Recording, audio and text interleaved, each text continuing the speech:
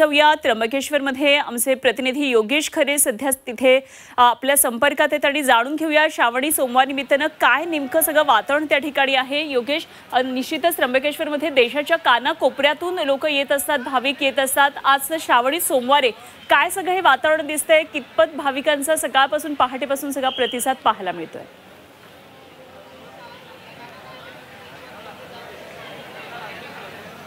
शिवभक्तांची अलोट अशी गर्दी आपल्याला त्र्यंबकेश्वरमध्ये पाहायला मिळते। अनुपमा, आपण जर बघितलं तर हे त्र्यंबकेश्वर म्हणजे आद्य ज्योतिर्लिंग आहे। आपण बघू शकतो, खरं म्हणजे त्र्यंबकेश्वरचं हे मंदिर बघण्यासारखं आहे।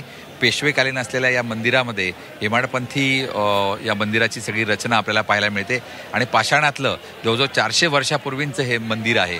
त्यामुळे हे मंदिर, या मंदिरामध्ये असलेले जे त्र्यंबक राज आहेत त्यांच्या दर्शनासाठी देशभरातून लोक या वैशिष्ट्यपूर्ण महादेवासाठी दर्शनासाठी या ठिकाणी येत असतात।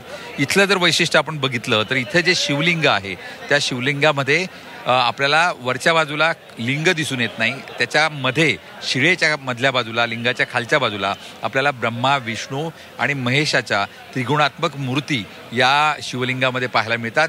त्यामुळे संपूर्ण भारतामध्ये या त्र्यंबकेश्वर मंदिराची जास्त श्रद्धा भाविकांमध्ये आहे, कारण याच अनेक शिवभक्त जे आहेत ते शिवभक्त या ठिकाणी येतात। ते या पिंडीच्या दर्शनासाठी आज जवळजवळ 4 लाख भाविक हे त्र्यंबकेश्वरच्या परिसरामध्ये आलेले आहेत। सातत्यानं पाऊस सुरू आहे आणि तरीही काल संध्याकाळपासून त्र्यंबकेश्वरामध्ये मोठ्या प्रमाणात गर्दी दिसते।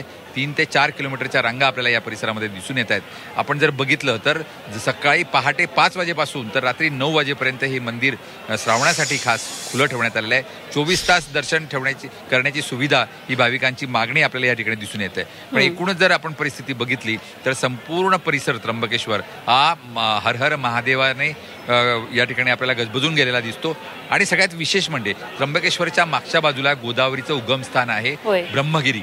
त्या ब्रह्मगिरीला प्रदक्षिणा मारल्यानंतर या सोमवारी प्रदक्षिणा मारली जाते, त्याला फेरी असं म्हटलं जातं। आणि या फेरीसाठी पूर्ण महाराष्ट्रातून अनेक तरुणी या ठिकाणी आलेले आहेत आणि हे सगळे जण प्रदक्षिणा रात्रीपासून मारतायत। 30 किलोमीटरची ही प्रदक्षिणा मारल्यानंतर अनेक जण या ठिकाणी मंदिरामध्ये दाखल होत आहेत आणि मनोभावे या ठिकाणी दर्शन घेताना दिसत आहेत। अगदी धन्यवाद योगेश दिलेल्या या सगळ्या सविस्तर माहितीसाठी आणि सगळे वातावरण आपल्या झी 24 तासच्या प्रेक्षकांपर्यंत पोहोचवल्यासाठी। योगेश खरे आमचे प्रतिनिधी आपल्याबरोबर नाशिकमधून होते।